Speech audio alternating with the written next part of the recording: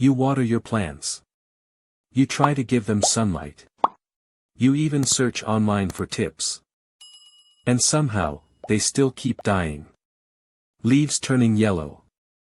Stems drooping.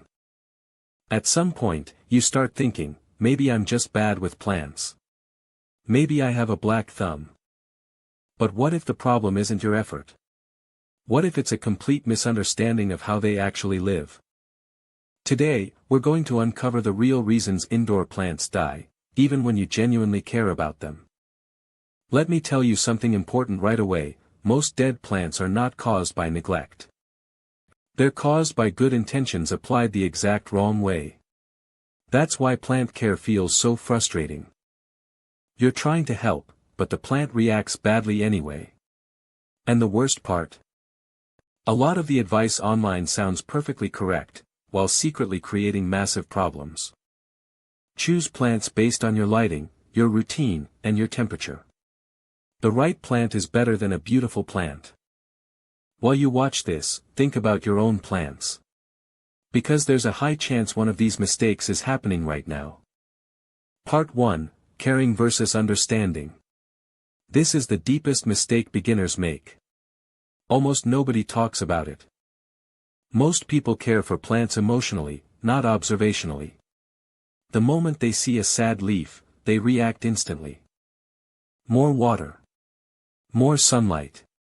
More fertilizer. But plants don't respond well to panic. They respond to stability. I once had a slightly droopy plant. I assumed it needed water. 2 days later, it looked much worse. I moved it closer to the window. Then I fertilized it. Within a week, the plant looked absolutely terrible. The original issue was simply temperature stress from a cold window draft. Not water. Not light. Plants are systems. Random reactions create internal chaos. Stop guessing. Ask yourself, what changed recently? Part 2: The Artificial Environment. Indoor plants live in a completely artificial world. Air conditioning changes temperature. Windows filter UV rays. The air is dry, and airflow is very weak. Have you ever wondered why a plant looks healthier in a cafe than in your apartment? The environment is balanced. I moved one plant from my bedroom to my living room. Same watering, but the living room had better airflow. Within weeks, the plant was healthier and stronger. Microenvironments matter. Learn your apartment's specific ecosystem. Part 3: Solving Symptoms versus Root Causes. People treat visible symptoms without understanding the actual cause. Yellow leaf. Add fertilizer. Brown tips. Add humidity. But symptoms are not diagnoses.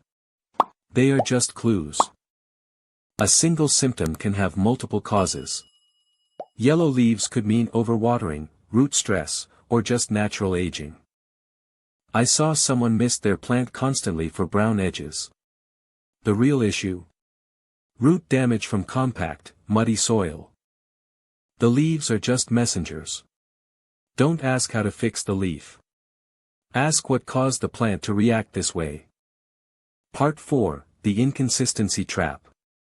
Plants tolerate imperfect care surprisingly well.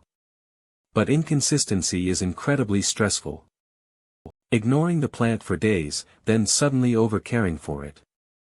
Moving it around. This instability drains their energy. Plant leaves literally angle themselves to capture specific light. When you constantly rotate them, they exhaust themselves readjusting. I used to rotate a plant weekly to find the perfect spot. Once I stopped moving it, new growth finally appeared. Part 5: Aesthetics over Compatibility. People buy plants because they look beautiful online. But do they fit your apartment? I once bought a gorgeous calathea. But my apartment was dry and dark. The environment and the plants simply didn't match. Choose plants based on your lighting, your routine, and your temperature. The right plant is better than a beautiful plant. Part 6: Hidden stress signals. Plants don't fail suddenly. They whisper first. Slight color fading. Slower growth. I noticed a plant producing noticeably smaller leaves. No yellowing yet. A week later, major stress symptoms appeared. Part 7, The Light Illusion. A room can feel bright to human eyes, while still being entirely too dark for plants. Human eyes adapt to shadows. Plants do not. Light intensity drops dramatically just a few feet away from the window. Part 8, The Psychological Mistake. Comparing your apartment to perfect online setups destroys your confidence quietly. Social media rarely shows dying leaves or failed experiments. Nobody starts as a plant expert. It is pattern recognition. Part 9, The Perfect Routine Trap. Rigid perfection often creates stress for the owner, and stressed owners overreact constantly. Plants prefer your quiet awareness over your obsessive perfection. Create flexible consistency. Observe closely before you act. Healthy plants come from observation, patience, and realistic expectations. Not panic. Not doing more every single day. What's one plant you've struggled with the most? Comment below. I'm genuinely curious. If you want realistic plant advice for real apartments, subscribe to the Urban Leaf. Plants are slower than us. Quieter than us. And learning to care for them teaches us how to slow down ourselves.